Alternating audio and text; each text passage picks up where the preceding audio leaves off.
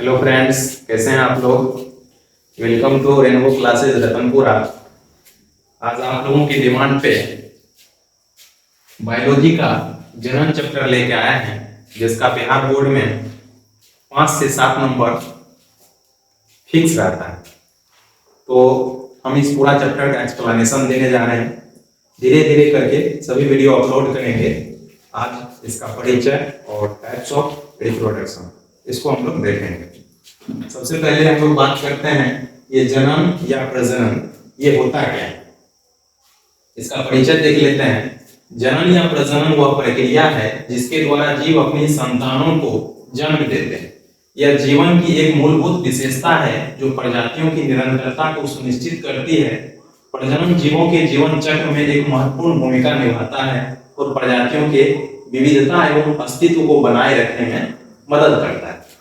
देखिए, जनन या प्रजनन इस धरती पे अगर नहीं होगा तो आने वाला समय में इस धरती पे जितने भी पॉपुलेशन बढ़ते जा रहे हैं ये खत्म हो जाएगा।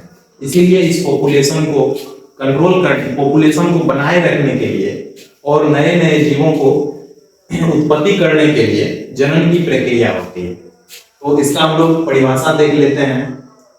Reproduction is the biological process by which living organisms produce new individuals of their own kinds, ensuring the continuation of their species। कहने का मतलब हुआ कि सभी जीव इस धरती पे जो है अपने समान प्रजाति को बनाए रखने के लिए, अपने अस्तित्व को कायम रखने के लिए जनन की प्रक्रिया करती है।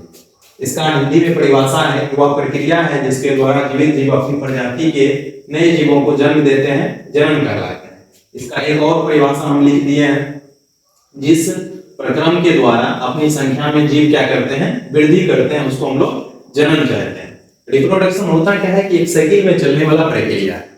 रिप्रोडक्शन एक साइकिल में चलने वाला प्रक्रिया है जिसके द्वारा जीव क्या करते हैं, अपने संतान को जन्म देते हैं और वह संतान फिर से बड़े होते हैं, परिपक्व होते हैं, मैच्योर होते हैं और फिर से वे नए संतानों की उत्पत्ति करते हैं। इस तरह से हम कह सकते हैं कि ये क्या है, एक साइकिल में चलने वाला प्रक्रिया है।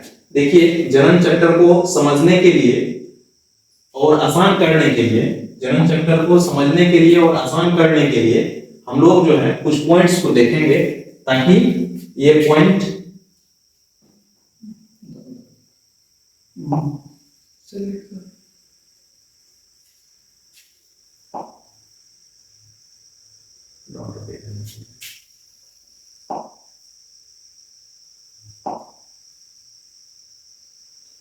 कुछ पॉइंट्स है, इसको हम लोग देखते हैं। सबसे पहला पॉइंट है डीएनए। डीएनए का फुल फॉर्म होता है, डीएनए का फुल फॉर्म होता है डीऑक्सी राइबोज न्यूक्लिक एसिड। ये बहुत बार पूछा जा चुका है बिहार बोर्ड के एग्जाम में कि डीएनए का फुल फॉर्म क्या होता है। तो इसको हम लोग याद रखेंगे, डीऑक्सी राइबोज न्यूक्लिक एसिड, इसको याद रख लेंगे।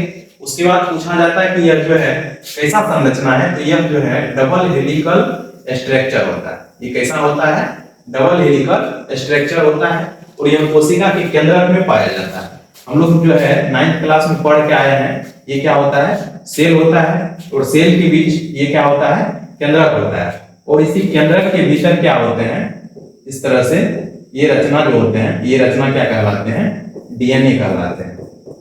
तो ये कहाँ पाया जाता है, कोशिका के भीतर जो केंद्रक होता है उसमें ये उपस्थित होता है और आनुवंशिक गुणों को क्या करता है, ये एक पीढ़ी से उठा के दूसरे पीढ़ी तक ले जाता है। एक्चुअली कहने का मतलब हुआ कि डीएनए क्या करता है कि जो भी गुण होता है उस गुण को ट्रांसफर करके अगले पीढ़ी तक पहुंचाने का काम करता है। और जब जिस समय डीएनए क्या करता है, कॉपीज करता है, गुण को क्या करता है, कॉपीज करता है और नए संतानों में डालता है, उस समय क्या होता है, कुछ गुण क्या होता है, आगे पीछे हो जाता है। इसी को हम लोग क्या कहते हैं, भिन्नता कहते हैं और ये इवोल्यूशन में बहुत बड़ा फैक्टर होता है।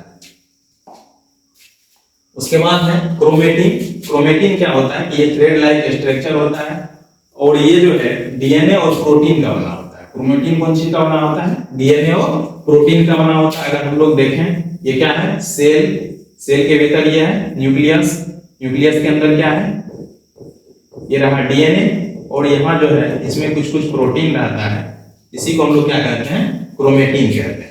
इसी को हम लोग क्या कहते हैं, क्रोमेटिन कहते हैं।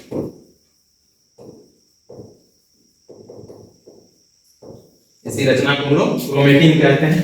उसके बाद भिन्नता, हम अभी तुरंत बताए थे कि डीएनए क्या करता है, सारी चीजों को एक पीढ़ी से दूसरी पीढ़ी में ले जाता है, जिसके कारण क्या होता है, ये भिन्नता। ठीक है, अभी जो है डीएनए क्या करता है, ये रहा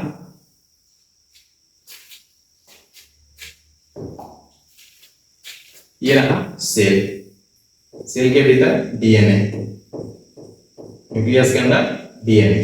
जिस समय डीएनए क्या करता है कि अगला जनरेशन को बना रहा होता है, जैसे हम लोग कॉपी वाला मशीन पे जाते हैं, फोटोकॉपी वाला मशीन पे जाते हैं, क्या करते हैं, उसको बोलते हैं फोटोकॉपी कर दीजिए। सपोज दैट कि किसी कारण से फोटोकॉपी वाला जो मशीन होता है उसमें गड़बड़ी हो गया, तो हुबहू कॉपी नहीं कर पाता है, हुबहू कॉपी नहीं कर पाता तो वो क्या करता है, थोड़ा बहुत आगे पीछे कॉपी कर देता है। जिसके कारण क्या होता है कि जितने भी जीव इस धरती पे अपने जैसे संतान को जन्म देता है, तो जन्म करने के समय डीएनए में जो है कुछ उतार चढ़ाव के कारण क्या होता है, हुबहू एग्जैक्ट कॉपी नहीं कर पाता है, जिसके कारण क्या होता है, भिन्नता हो जाता है। और ये भिन्नता क्या होता है, इवोल्यूशन का बहुत बड़ा फैक्टर होता है। इवोल्यूशन का मतलब पहले मानव क्या था कि बहुत ज्यादा विकसित नहीं था, छोटा छोटा हुआ करता था, फिर उससे धीरे बड़ा हुआ, फिर बड़ा हुआ, फिर बड़ा हुआ, बढ़ते गया और जो है अभी इतना ज्यादा डेवलप मानव का जो है इस धरती पे डेवलपमेंट हो गया है।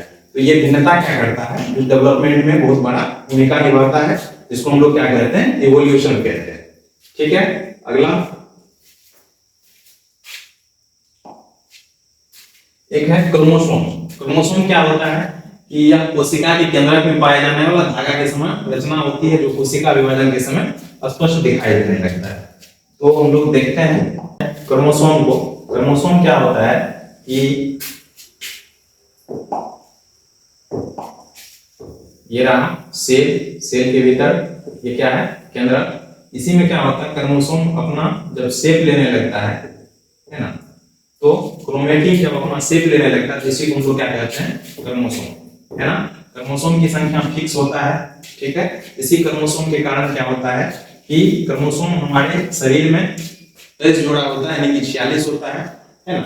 और मेल में क्या होता है, सेम प्रकार का क्रोमोसोम नहीं होता है। फीमेल में जो है सेम प्रकार का क्रोमोसोम होता है, जिसको हम लोग जब सेक्स डिटरमिनेशन पढ़ेंगे वहां विस्तार से पढ़ेंगे कि मेल ही बॉय पैदा करने के लिए या गर्ल्स पैदा करने के लिए जिम्मेदार होता है।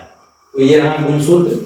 गुणसूत्र के बाद हम जो है अगला पेज देखते हैं कि टाइप्स ऑफ रिप्रोडक्शन। रिप्रोडक्शन का प्रकार है, और लैंगिक जनन है और लैंगिक जनन है।